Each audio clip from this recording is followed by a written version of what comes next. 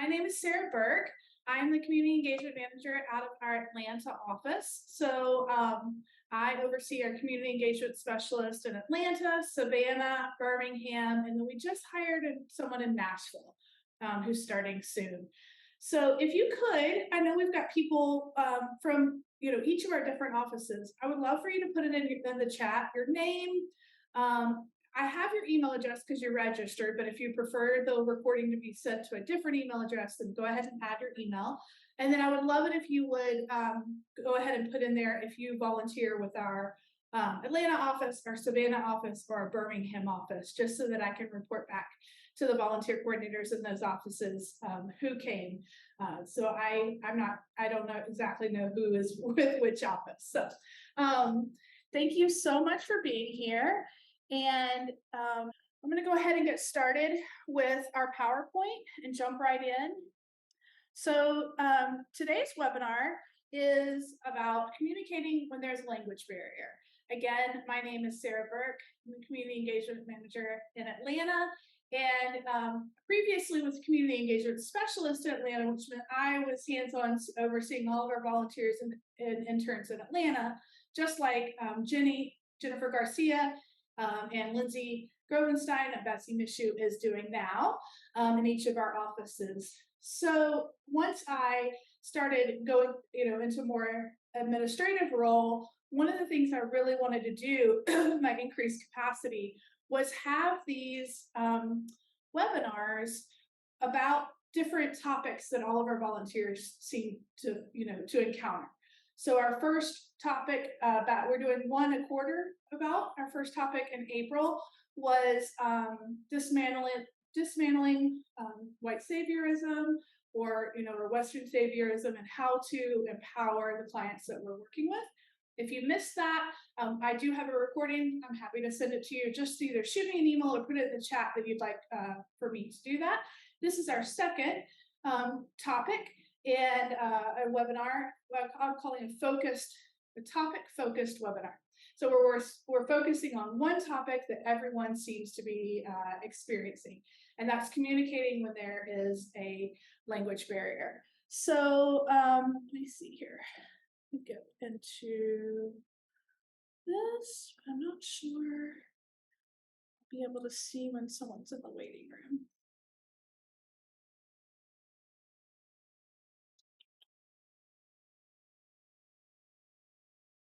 Okay, hopefully that will tell me if there are people in the waiting room. So again, if you came in after my introduction, if you'll just share your name, your email address, I should already have it that I sent you the link to, but for this webinar, but if you want me to send the recording to a different email, and if you'll share which office that you volunteer with. So I'm hoping that this seminar provides you with some practical ways to handle the frustrations of communicating when there's a language barrier. But I'll go ahead and tell you up front, there's no magic wand that I'm going to be providing you today that you didn't know existed. The part of the purpose of this training is to let you know that you're not alone. It is frustrating, and there's only so much you can do. But I do hope that you walk away with some tips and tricks of the trade that we've kind of learned over time, through our lived experiences. I did poll our staff, I tapped our staff, some of which are from different cultures and have different, native languages, and as well as, our community engagement specialists, and asked, how do you address language barrier, and got some feedback from them. So I'm hoping that we could just pull our collective experience together, and that maybe each person, ideally, each person would walk away with at least one thing that they're like, oh, I haven't heard of that before. Oh, I hadn't thought about that. That would be that's my goal. That would be ideal to me. So I'd be remiss not to just start with reminding everyone, because you learn from repetition, who we are, what we do, who we work with.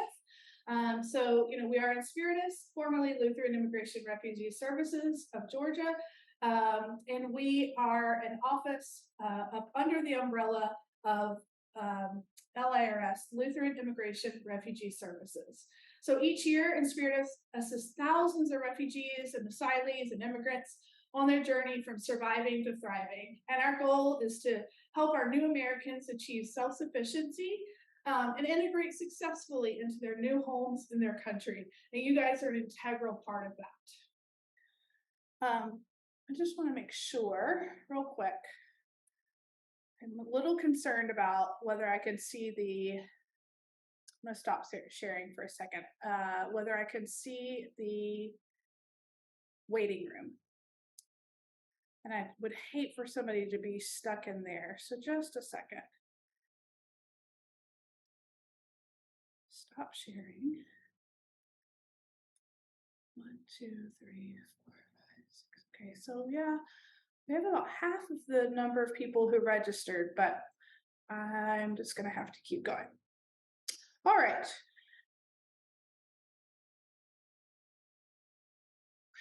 So, our mission is to guide individuals and families on a path from surviving to thriving, and we empower those who've been disrupted to discover their strength and resilience and accompany them as they grow into vibrant contributors to their community. So you'll notice that just on the right or side of our screen, I've got our impact map. This shows that we do refugee and immigrant services, as well as disability host homes, disaster response, and children and family services in the Southeast. So if you're only working with our refugee and immigrant services, I think it's good to help you, to expose you to the other things that we are doing here at Inspiritus. Share the right screen. There we go. Move this up. There we go.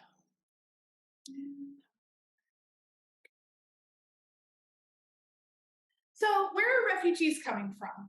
67% of our refugees originate from just 5 countries, with the most coming from more than 2/3 of all refugees coming from 5 countries: Syria, Venezuela, Afghanistan, South Sudan, Myanmar, Somalia, and the Democratic Republic of Congo. You may or may not know, but this actually the U.S. and the President of the United States at the time decides which countries we're going to offer relief to that next year. So we do receive a list of countries that the U.S. is going to be focusing on that following year. We operate off of a fiscal year, so this year will end September 30th, and beginning October 1st, we'll have a new focus. This does not include our Afghans that have come over on Afghan parolee status, and it also doesn't include our Ukrainians who are coming under the same status. These are specific to refugees, these numbers. So let's talk about the challenges. I'm going to do this briefly because I think that you all know what the challenges of interacting with people who don't speak your language are. But I think it's important to say that less than 1% of refugees are resettled into a third country, and the average stay in a refugee camp is 18 years. I think refugees usually find out about a month or so before that which country they're going to be resettled. There's 19 countries that do refugee resettlement, third country resettlement, which is what we do here in the US. And they find out which of those 19 countries they're going to be resettled to. So because of the nature of the resettlement process, refugees are not usually able to learn the languages of the country they're going to be resettled to. They may not know if they're going to be in Germany or France or Australia or Canada. And so they can't be learning the language of every country that they may end up in. Sometimes they're exposed to English either in their home country or the refugee camp, but it's just not feasible to expect refugees to learn the languages of all the countries that they may be resettled to. Language and transportation are the two biggest challenges to self-sufficiency. Inspiritus' goal is to help clients move from surviving to thriving, and language is an integral part of that process. And a client's willingness to persevere through learning English will help them and allow them to be more likely to thrive. So while you're trying to manage communicating with clients and our refugees in their language, remember that they should be learning English, and that's the #1 priority. So try to use every opportunity that you're communicating with them to also teach them English. So I think a lot of our volunteers feel this pressure to learn the language of the person that they're working with. And while it's helpful if you can learn a few key phrases or learn some words in order to kind of build a bridge, you don't need to be learning everything in their language because the goal is that they would learn English. So every time you're working with them and talking with them is an opportunity for them to learn conversational English outside of a school setting, even if or an ESL like structural setting. I do want to acknowledge that trying to work with people who do not speak English is frustrating. It's so hard when you need to take someone to an appointment or try to find out, you know, where they what they need, and language is the barrier. And like I said, unfortunately, this training isn't going to be a magic wand that we can wave to eliminate the frustrations of language barriers. But I do want to give you a few tools, and at least let you know that you're not alone. It's not you. You're not doing something wrong. It's just hard and it's frustrating. And it's a part of their process of moving from surviving to thriving. You're stepping in to their process in a place where they have experienced a trauma. And one of the things I wanted to bring up to just help give some context to the challenge of learning a new language and communicating with you, someone who doesn't speak their language, is that trauma affects the brain's ability to process information. So it's important to consider, where is that person at mentally in that moment?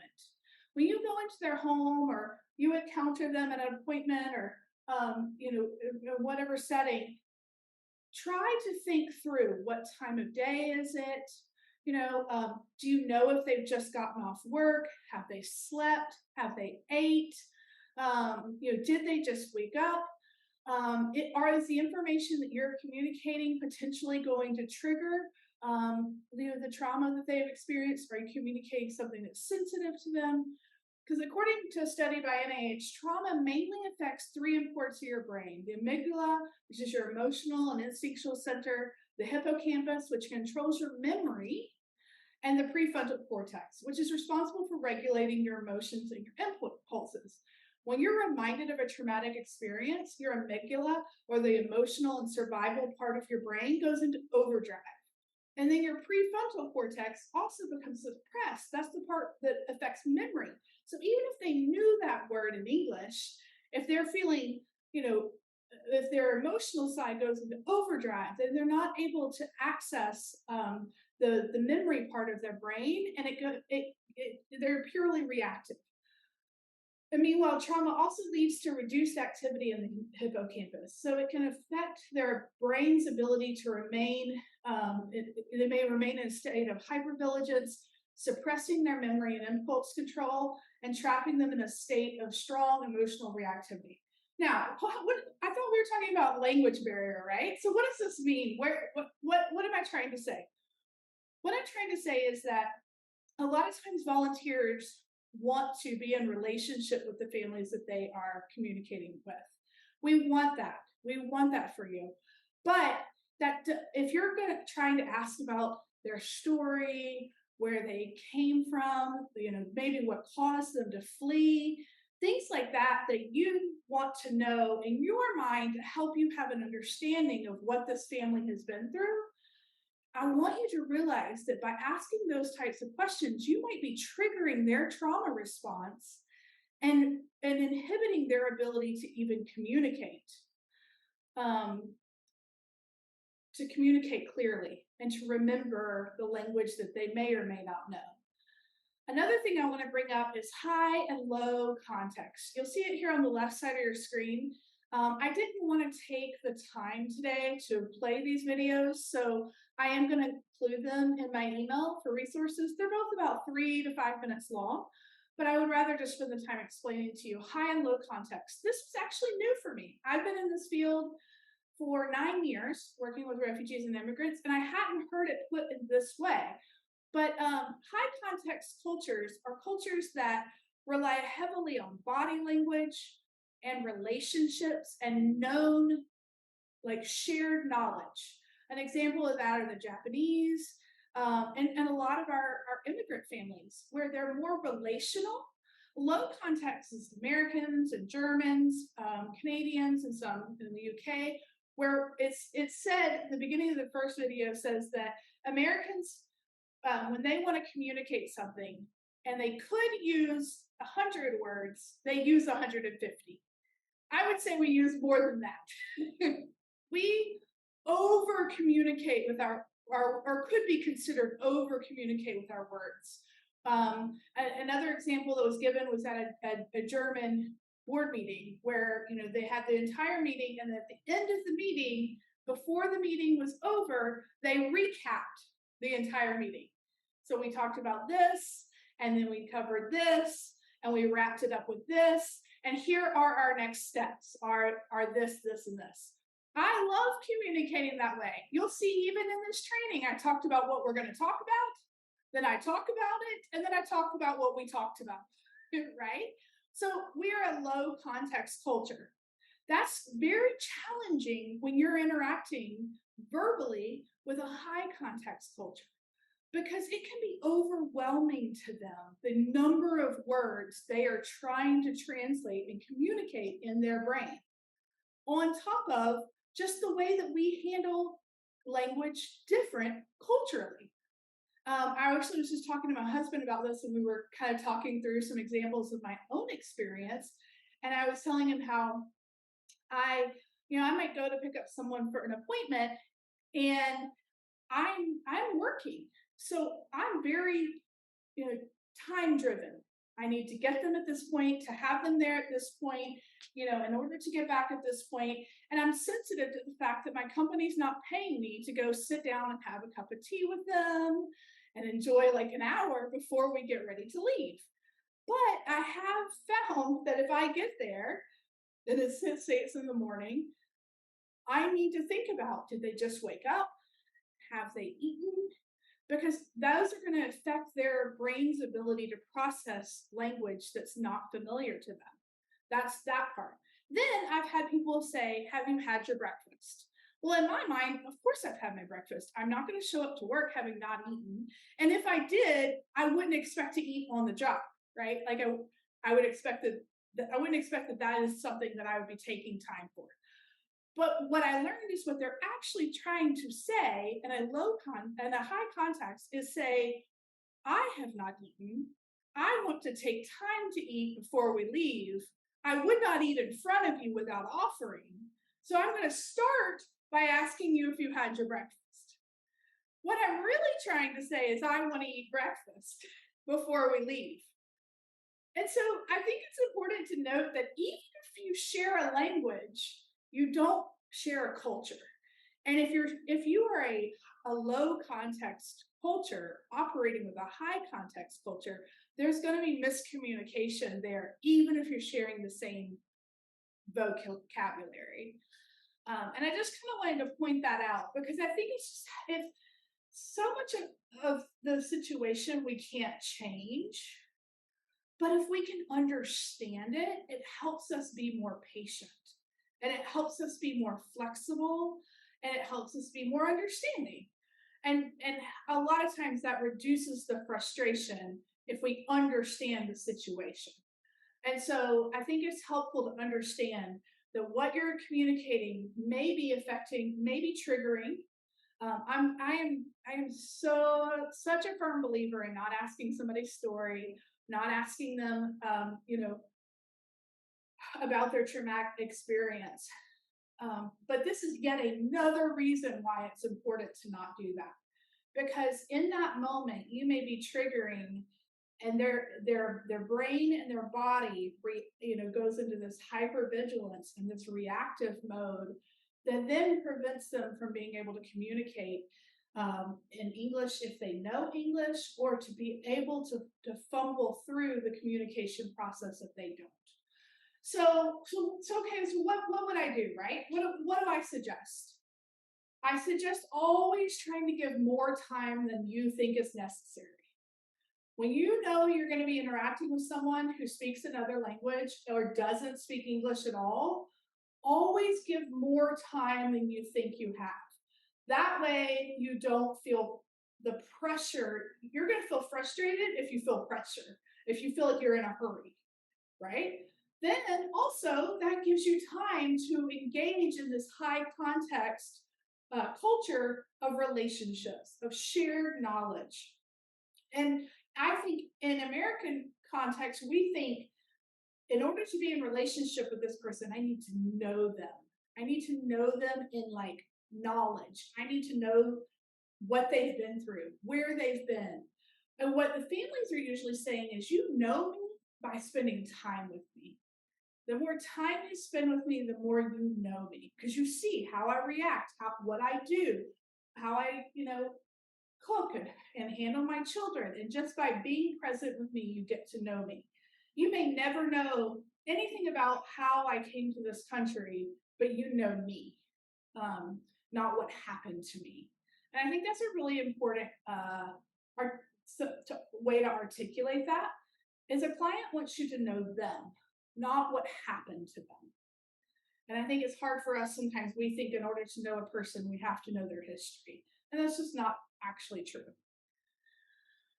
All right, so let's talk about, let me just check the chat real quick and make sure that it is, okay, great.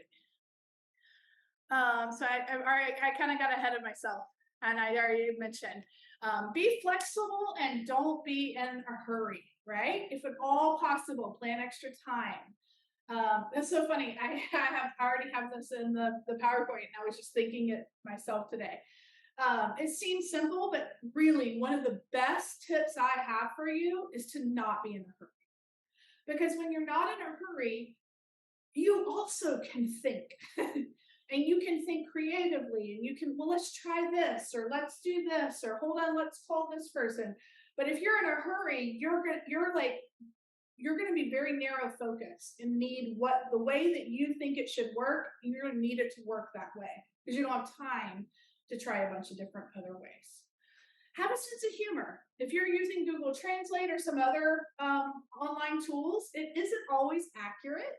So be ready to laugh at the mistakes you make, or that they make, or the technology makes. If you're able to have a sense of humor in the moment, it will relieve some of the anxiety of trying to communicate with a language barrier. You may or may not know this, but I'm fluent in American Sign Language, and I've taken a few trips overseas as an American Sign Language interpreter for deaf people here in America, traveling to see and interact with deaf people in other countries. One time when we were in Moldova, I was trying to communicate, and sign language is not international. There are different sign languages, just like verbal languages in each country. So I was trying to communicate in Moldova that the team that I was with was feeling bashful, timid, shy. And so I used a sign in American Sign Language, and I knew that I wasn't communicating in their language, which is actually Russian Sign Language. I just was more trying to use a form of charades, essentially, right, to communicate. And sign language is a higher level form of charades, I guess. So I used the sign. All that to say, I ended up essentially asking for a prostitute. That's what I was communicating to these leaders. I didn't know that. And then they all start talking amongst themselves, because here you've got these Americans who have come, and they're like supposed to be taking care of us, and I'm one of the leaders of this group, and she's asking for a prostitute, and they don't know what to do with that. And they think, surely I know that's what I'm asking for, so they don't want to be mean or embarrass me. And I could tell something was going on, and I finally was like, what? Like, can someone tell me? And someone there who knew English explained to me what happened. And I was so embarrassed, but I just had to laugh, right? I just started laughing, and I was like, oh my gosh, that is not what I meant. I promise that is not what I was trying to communicate. But it just made it a really funny moment. And I think there are a lot of times, if you're using Google Translate, it'll come out and you'll be like, oh, that's not what I meant. And if you have the ability to just laugh, it's going to relieve some of that anxiety. Don't use children to interpret important information. It's so tempting. And it's so hard if there's especially like a teenager who's still a minor, and is willing to step in and help translate for their relatives. It's not to say you can't use them at all. I just say consider whether the topic you're discussing is something you would discuss with the child in front of you. So medical, especially, but any issues related to school, you have no idea if they're communicating that to their parents accurately, right? So I think about, is this something I would talk to this kid about? If we were both speaking English and I was talking directly to them. And if it's not, don't expect them to translate. And another thing I try to think about is they may be willing to help you translate, but they may not have the life experience, even have the vocabulary that's needed to interpret the things you're asking for. You won't know if the content is being communicated accurately.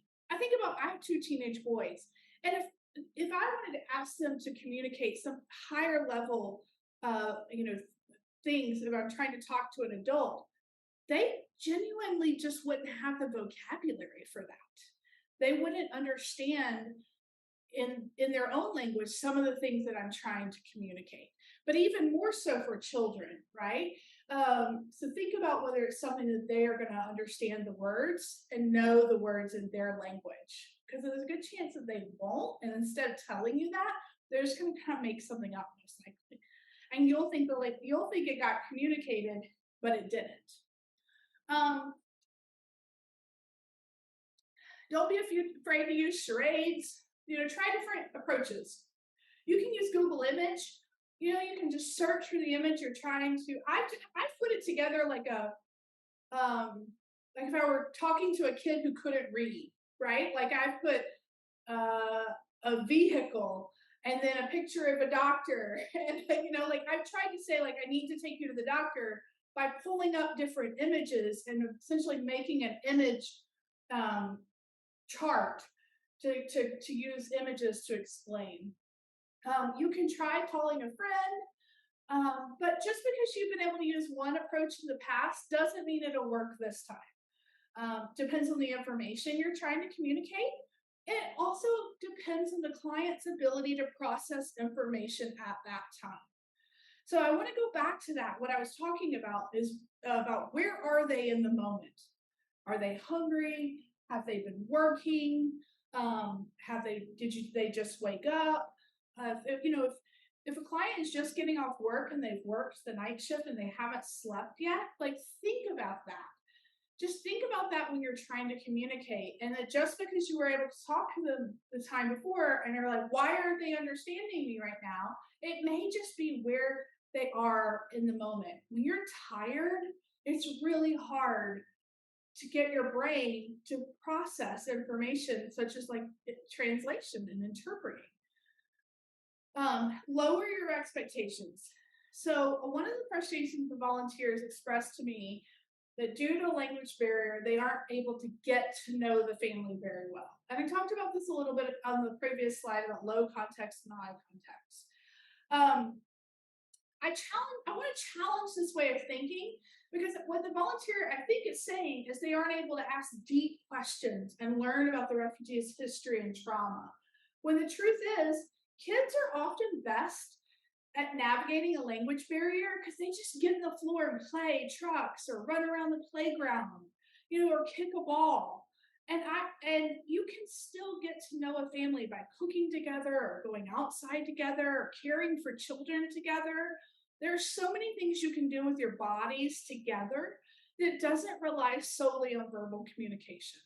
And I would argue that you're still getting to know the family. You're building that low context relationship, which is so important to other cultures.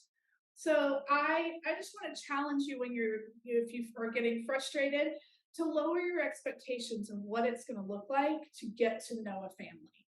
Again, it may be that you never know their history or their trauma and their story, but that, again, going back to what I said, you may never know what happened to them, but you can get to know them.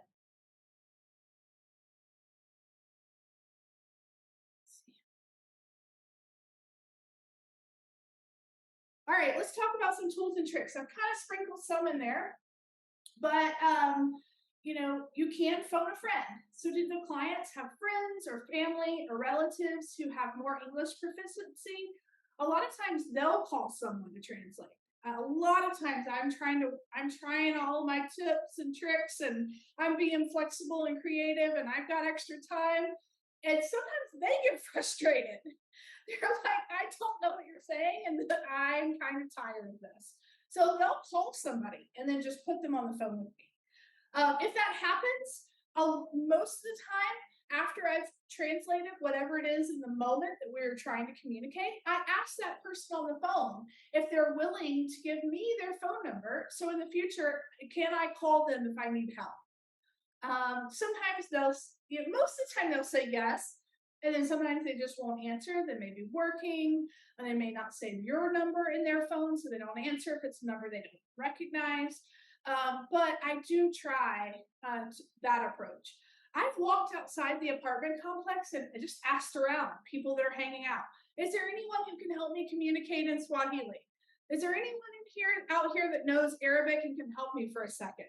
I've just stepped outside because a lot of times clients do live in communities together, and so there may be someone like together with other people from their same culture. Not always, but a lot of times you may be able to find somebody who has been there for a little bit longer.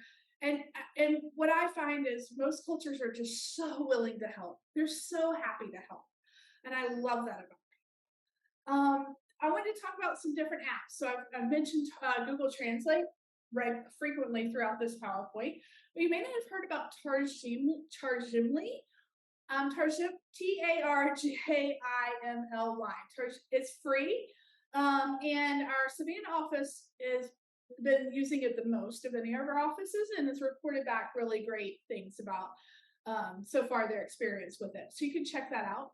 And also, I want to say, don't disregard just basic texting. Sometimes a person has a setting on their phone to receive text in their own language. And so I have sat with a family and just typed on my phone to their phone number while I'm sitting right across from them. They get the message. It's in Arabic or, I actually was doing this with a Spanish-speaking family for a while. And then they read it, and then they type back a response, and then I get it on my phone, and I read it, and we're communicating back and forth, sitting right across from each other with just texting. So I would check and see if that's an option. See if you can, if you have their phone number, if you can try that. And that may work. You can try learning some of their language. Again, while remembering that the client learning English is very important. So regardless of what tool you use to communicate, please just also remember to take every opportunity you have to teach the client English as well. You may have a translator sometimes, specifically if we're talking about in medical settings. So in medical settings, clients do have the right to a translator. A lot of times we have to advocate for that, but that is a right, and it is to be provided by the healthcare provider for free. So if that isn't happening, you can talk to our staff, but also advocating for them is helpful. So anyway, let's talk about, let's say even if you have a person over the phone or in person at an appointment, I want to talk about some do's and don'ts that make working with a translator a better experience for everyone. Try to clarify the goals of the conversation beforehand with the interpreter. So try to explain what the goal of this meeting is. It's important for the interpreter to understand what the meeting is going to be about so that there's clarity for everyone. Make sure that there's minimal noise if at all possible. If you're on the phone, try to step away where it can be a little bit quieter, or if you're in a loud house, just try to step away and have minimal noise. It can be really hard because many times volunteers are walking into a big family home, but maybe sit next to the person if you have an interpreter on the speaker. or see if maybe you and that person can walk outside or walk into another room. If the translator is in person, speak to the person while speaking to the interpreter. So it's important to engage with the person. That makes the person feel important, right? So if I have a translator over here, they're going to be able to hear what I'm saying. I'm still talking to the client. So I talk to the refugee immigrant. Then they're going to turn and look at the translator, and at that point, I can also look at the translator who's going to be talking to them. That's a really small thing, but it helps that person feel connected to you, as opposed to feeling like there's someone in between you. Don't be impatient. There can be long pauses during interpretation. This is normal, and it's actually a good thing. That means the interpreter is communicating what you said. Now, you may feel like I said 5 words and the interpreter has said 5 sentences. That happens a lot.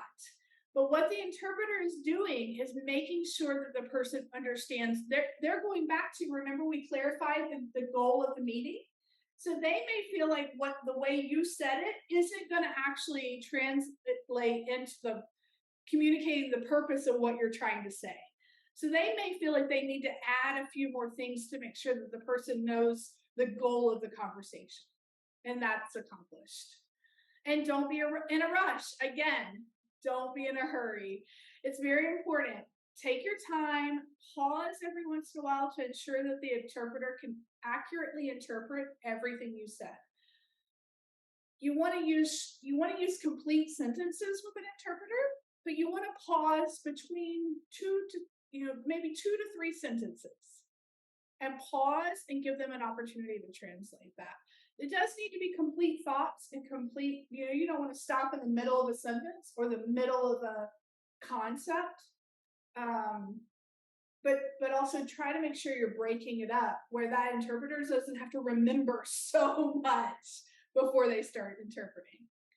And don't use metaphors. Be mindful of that, because every language and every culture has different phrases and words that mean different things. An exact interpretation can further confuse the person. If the interpreter is interpreting a metaphor and is just interpreting the words, it could be really confusing to them. I have an example of this. We were in a leadership meeting the other day with our director, Ame Zingandu, who has been here for many years, speaks fluent English, went to Georgia Tech. Like, she is very intelligent and knows English very well, but still sometimes there'll be a metaphor or a phrase, like we use the phrase gung ho. We were like, they're gung ho. And she was like, what? I had never heard that one yet, right? And so it's important just to make sure that you don't use metaphors or phrases that are specific to the English language when you're trying to translate, and really when you're trying to communicate with people who speak a different language. All right, I did it. I'm actually a little bit early. So I wanted to mention again who I am, Community Engagement Manager here in Atlanta. We've got our Community Engagement Specialists in Birmingham, Betsy Nishu, Savannah, Lindsay Grovenstein, and here in Atlanta, Jennifer Garcia.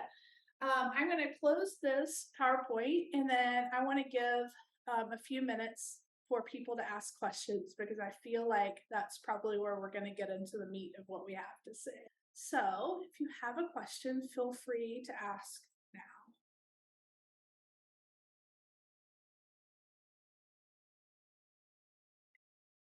So far, everyone is muted. I have a question, Sarah. This is Marsha Walton. All right, Marsha, were you trying to say something? If you have something really important like a medical appointment, and you are not communicating well, and they just say, I have an appointment at 3 o'clock at Grady Hospital. And that could be a campus with 20 buildings, and you don't know any details.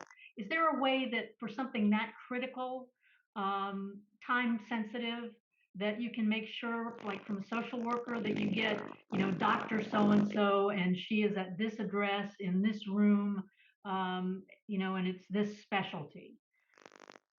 Yeah, so are you saying that you're there to pick up that person, or you're saying you get that information from an appointment and need to pass it on to them? No, I'm picking up the person to take them to the appointment, and they just have sketchy information about where they need to go, and I need to make sure I go precisely where they need to go. Gotcha, I understand. Yeah. So in that case, what I would probably do, ideally, that information's been communicated to you via email from whomever was setting, Gotcha. who was asking you to have the appointment. But if that didn't happen, because that is ideal and it's not always, then I would probably, if you can find out what the appointment is for, like is it a gastro, appointment, is it a eye appointment, whatever. I would probably, when I got there, see if I could go to like an info desk, and see if I could see what kind of doctor is for that.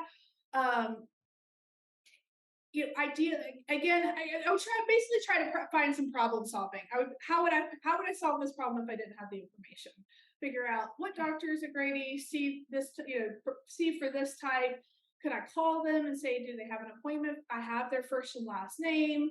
Um, I might even back up before then if I was going to be taking them and I didn't have all the information I needed. If I try to see if there was someone Ahead of time.